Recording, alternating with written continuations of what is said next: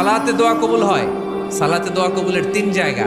একটা হচ্ছে তাকবীরে তাহরিমার পরে আমরা সানা পড়ি না, আমরা তো একটা পড়ি।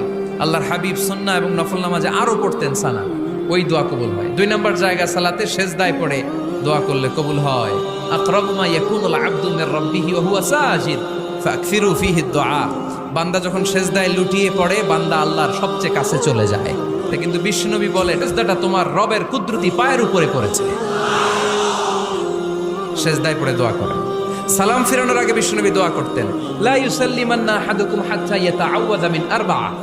আল্লাহর হাবিব বললেন 4 জিনিস থেকে পানাহানা আছে, আমার কোন উম্মত যেন সালাম না ফিরায়। তারা যেন পড়ে আল্লাহুম্মা ইন্নী আউযু বিকা মিন আযাবিল কবর, আউযু বিকা মিন আযাবি জাহান্নাম, আউযু বিকা মিন ফিতনাতিল মাহইয়া ওয়াল মামাত, আউযু বিকা মিন ফিতনাতিল মাসিহিদ দাজ্জাল। আল্লাহ কবরের আযাব থেকে বাঁচাও, আল্লাহ জাহান্নামের আগুন থেকে বাঁচাও, আল্লাহ জীবন